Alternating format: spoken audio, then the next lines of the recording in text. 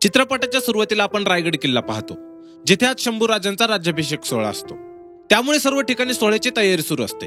त्याचबरोबर इथे आपण काही महत्वाच्या मावळ्यांना पाहतो, जसे की कोंडाजी बाबा फर्जंद, यशाजीराव कंक, म्हालोजी बाबा घोरपडे, रामचंद्र पंत, निळोपंत, कवी कलेश व सरसेनापती हंबीरराव.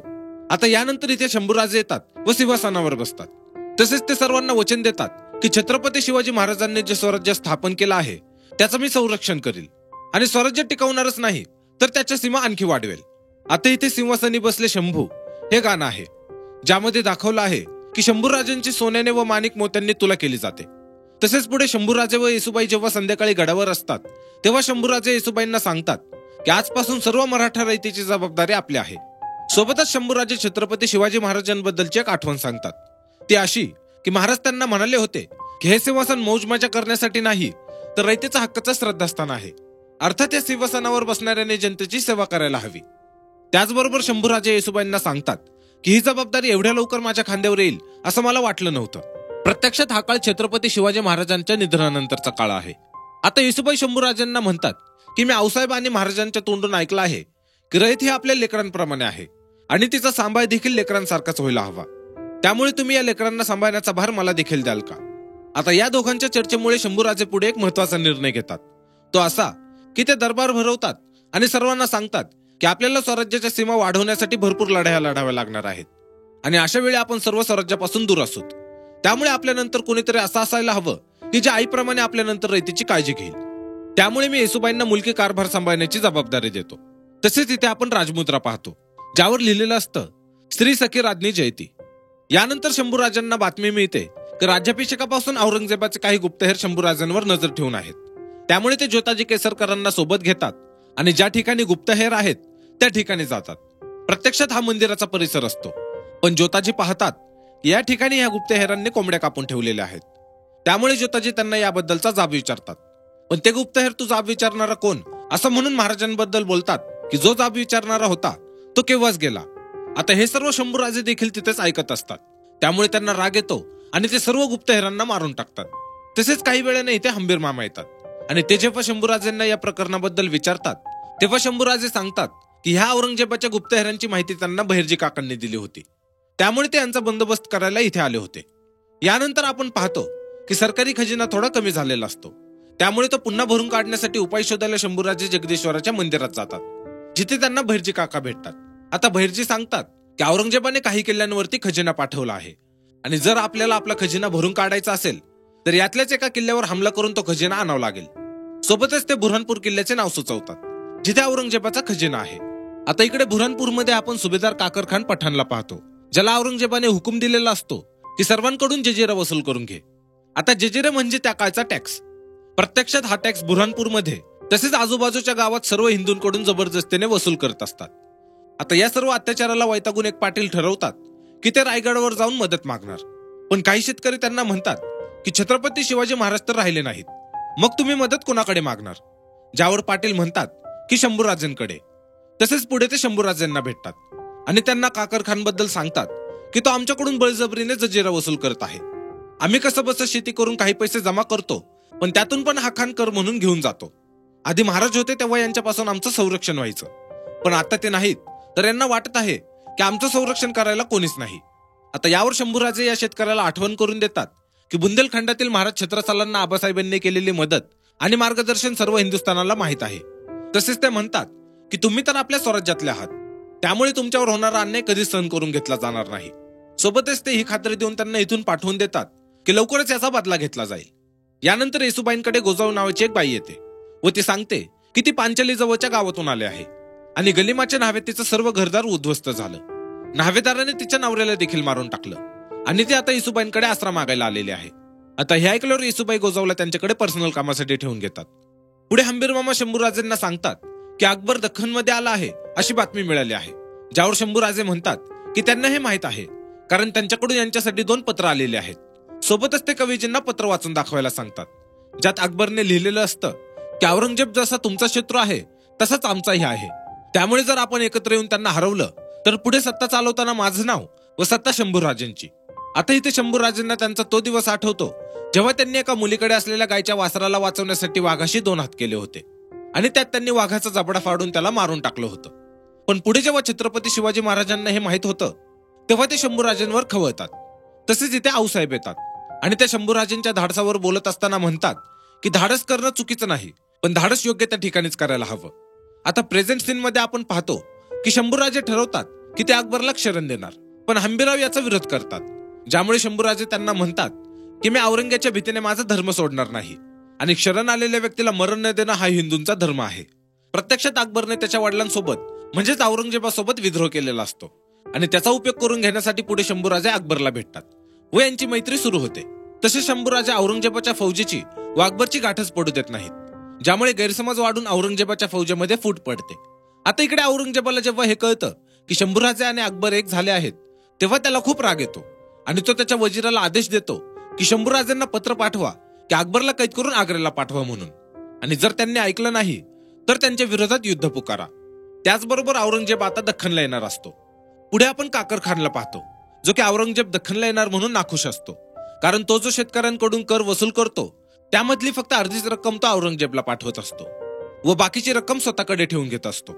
आणि जर का औरंगजेब इकडे आला तर त्याला कळेल की काकर खान कर वसुलीमध्ये घपलेबाजी करत आहे. यानंतर शंभूराजांच्या दरबारात आपण पाहतो की शंभूराजे ठरवतात की ते सुरतचा खजिना लुटणार, कारण की ते औरंगजेबाचे लाडके शहर आहे. तसेच छत्रपती शिवाजी महाराजांनी याआधी 2दा सुरत लुटले आहे हे देखील आपल्याला इथे कळतं. आता इथेच गोजाऊ पण असते, जिला येसुबाईंनी त्यांच्या पर्सनल कामासाठी ठेवली होती. गोजाऊ इथे शंभूराजांचा हा सुरत लुटण्याचा सर्व प्लॅन पाहते आणि पुढे त्याची बातमी एका फकीराच्या हातून औरंगजेबाकडे पोहोचवते, म्हणजेच ते औरंग्याची गुप्तहेर असते. आता मराठी सुरतची लूट करायला जातात खरं, पण ते सुरतच्या वेशीवरूनच परत येतात, ज्यामुळे मुघल गोंधळतात. तसेच या बातमीने औरंगजेब संतापतो आणि पुन्हा अकबरला त्याच्या हाती सोपवायचं फरमान रायगडला पाठवतो. पुढे हे फरमान घेऊन जो मुघल येतो तेव्हा तो ते फरमान दरबारात वाचायला देतो आणि स्वतःच्या तोंडून ते फरमान शंभूराजांना ऐकवायला लागतो, तेही धमकीच्या स्वरात. ज्यामुळे शंभूराजे त्याच्यावर चिडून त्याला व औरंगजेबाला उद्देशून म्हणतात की इथे फक्त मराठा राजाचा आदेश चालेल, इतर कोणाचा नाही, आणि औरंगजेबाला सांग की मी माझा निर्णय बदलणार नाही. यानंतर उध बोला अंबाबाईचं हे गाणं आहे, ज्यामध्ये दाखवलं आहे की येसुबाई व शंभूराजे अंबाबाईची पूजा करतात. आता जोताजी जेव्हा सुरतेहून परत येतो तेव्हा शंभूराजे त्याला सुरतला घोडे पाठवून परत बोलवायला लावतात. प्रत्यक्षात शंभूराजे आणि हंबीर मामांनी ही एक युक्ती लढवलेली असते, जी की पुढे इंग्रजांना देखील समजत नाही, आणि त्यामुळे ते औरंगजेबला पत्र लिहितात की तुम्हाला संपवण्यासाठी शंभूराजे व अकबर 30,000 सैन्य घेऊन सुरतला निघाले आहेत. तसेच 5 सप्टेंबर 1680 ते 13 नोव्हेंबर 1680 या काळात वारंवार शंभूराजे मराठ्यांना सुरतला पाठवतात व सुरतच्या वेशीवरूनच त्यांना पुन्हा बोलवतात, ज्यामुळे इंग्रज गोंधळून औरंगजेबाला सारखी पत्र पाठवत राहतात, कारण सुरतमध्ये इंग्रजांचा देखील व्यापार चालत असतो. तसेच औरंगजेबाला त्याच्या गुप्तहेरांकडून इंग्रजांची काही अशी पत्र भेटलेली असतात की त्यात इंग्रजांनी ठरवलेलं असतं की ते आता औरंगजेबला नाही तर शंभूराजांना कर देणार. सोबतच औरंगजेबची दहशत कमी होऊ नये यासाठी तो दख्खनमधील त्याच्या सर्व सुभेदारांना हा आदेश देतो की आपापली फौज घेऊन सुरतला जा. पण काकर खानला जेव्हा हा फरमान भेटतो तेव्हा तो त्याच्याकडचं अर्धच सैन्य सुरतला पाठवतो आणि बाकीचं सैन्य स्वतःकडे ठेवून घेतो. यानंतर औरंगजेबचा वजीर त्याला सांगतो की त्याचे गुप्तहेर रायगडावर कोणत्याही ठिकाणी सहज जाऊ शकतात, अगदी शंभूराजांच्या खोलीत सुद्धा. आता हे कळल्यावर औरंगजेब वजीरला म्हणतो की जर तू संभाजीला मारलं तर तुला सर्व दख्खन चालवायला देईल. तसेच पुढे आपण यांच्या गुप्तहेरला म्हणजेच गोजाऊला पाहतो, जे की शंभूराजांची खोली साफ करण्याच्या बहाण्याने त्याच मुघलला, जो की औरंगजेबाचा फरमान घेऊन शंभूराजांकडे आलेला, त्याला घेऊन शंभूराजांच्या खोलीत त्यांना मारायला जाते. पण तो मुघल जेव्हा शंभूराजांवर हल्ला करतो तेव्हा शंभूराजांना अचानक जाग येते आणि ते या दोघांवरती पलटवार करतात, ज्यात गोजाऊची एका पिल्लरला धडक लागून ती तिथेच बेशुद्ध पडते. त्याचबरोबर ज्योतिजीला गोजाऊवर आधीच संशय आलेला असतो, त्यामुळे तो देखील इथे शंभूराजांना वाचवण्यासाठी आधीच तयारीत असतो. सोबतच तो शंभूराजांना मागे सारतो आणि स्वतः त्या मुघलावर तुटून पडतो. पण पुढे लवकरच तो मुघल खिडकीतून उडी मारून पळून जातो. आता इकडे औरंगजेबाला जेव्हा हे कळतं की त्याच्या वजीरने शंभूराजांवर केलेला हल्ला अयशस्वी झाला तेव्हा तो वजीरवर खवळतो आणि आधी सुरत सुरक्षित करण्याचा हुकूम देतो. त्याचबरोबर बहिर्जींच्या सांगण्यावरून शंभूराजे अजून सुद्धा मराठ्यांना सुरतच्या वेशीवरून परत आणत असतात.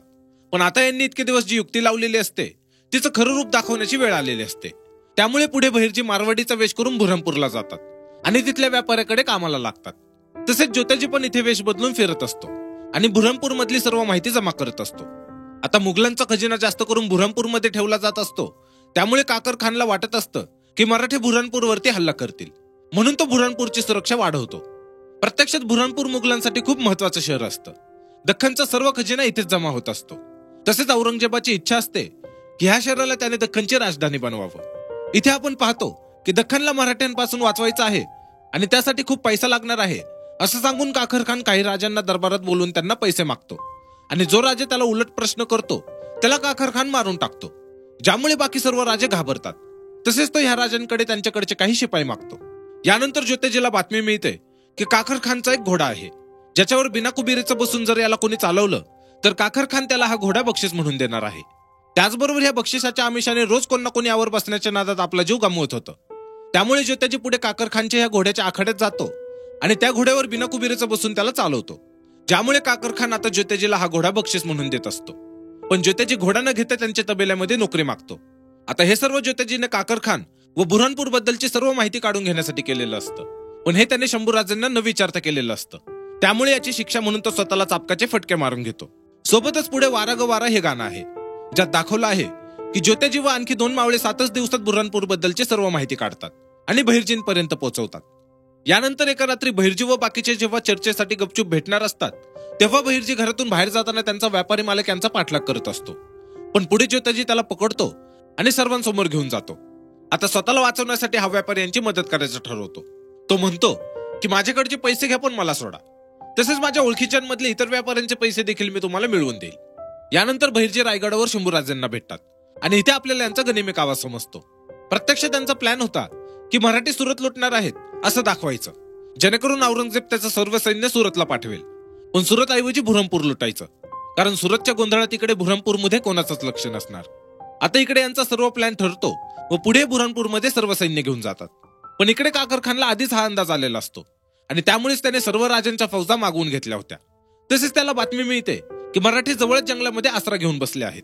त्यामुळे काखर खान ठरवतो की मराठ्यांवर अचानक हल्ला करायचा, ज्यामुळे ते गोंधळतील. पण त्याचा हा सर्व डाव उलटाच पडतो, कारण काखर खानचं सैन्य जेव्हा किल्ल्याच्या बाहेर येतं तेव्हा हे पाहतात की मराठ्यांचं सैन्य आधी त्यांच्या समोर लढायला थांबलं आहे. तसेच शंभूराजांना इथे पाहून काखर खान चकित होतो आणि जेव्हा युद्ध सुरू होतं तेव्हा तो पाहतो की त्याचं सैन्य मराठ्यांना घाबरून पुन्हा महागारी किल्ल्याच्या आतमध्ये पळत आहे. त्यामुळे काखर खान किल्ल्याच्या सुरक्षेसाठी त्यांनी जी लाकडाची भिंत बनवलेली असते ती पेटवून देतो. पण शंभूराजे ती भिंत पाडून किल्ल्याच्या आतमध्ये येतात आणि काखर खानवर हल्ला करतात. पण पुढे एका लहान मुलीला आगीतून वाचवत असताना शंभूराजांच्या नजरेसमोरून काखर खान पळून जातो. सोबतच इकडे आंबीर मामा बुऱ्हाणपूरला जातात आणि त्या व्यापाराच्या माहितीने तिथलं सर्व काही लुटून घेतात. आता काखर खानला पळवून व बुऱ्हाणपूरला लुटून सर्व मावळे पुन्हा रायगडावर येतात, जिथे सर्व बहिर्जींचं कौतुक करतात, कारण त्यांचाच हा सर्व गनिमी कावा होता. त्याचबरोबर इथे शंभूराजे सर्वांना मार्गदर्शन करतात की पुढे त्यांना काय काय करायचं आहे आणि स्वराज्याचं रक्षण कोणालाही न घाबरता करायचं आहे याबद्दल त्यांना प्रेरित करतात.